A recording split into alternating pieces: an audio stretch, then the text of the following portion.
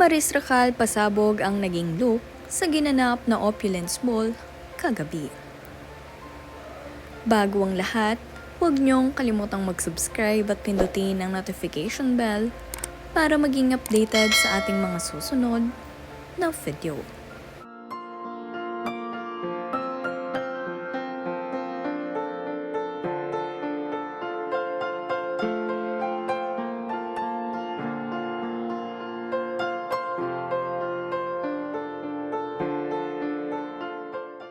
Labis nga na napawawang mga netizens sa naging Halloween costume nitong si Maris Racal sa ginanap na opulence ball ngayong 2024.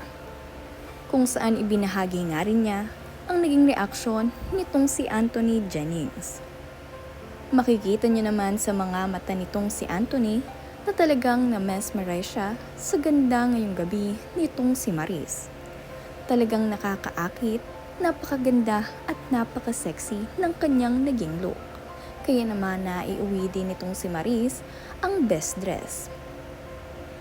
Marami nga din sa mga netizens ang nagsasabi na deserve ito ni Maris dahil napakaganda naman talaga ng kanyang naging Halloween costume bilang isang disco queen. Makikita nyo nga rin sa mga ngiti nitong si Anthony na kinikilig-kilig pa ito at gandang-ganda sa isang Maris Racal.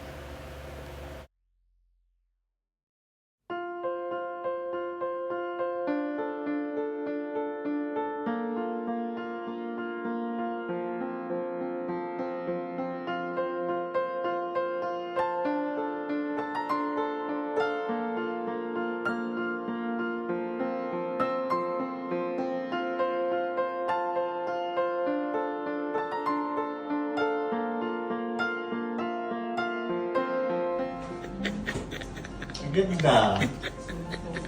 Ganda. Okay na.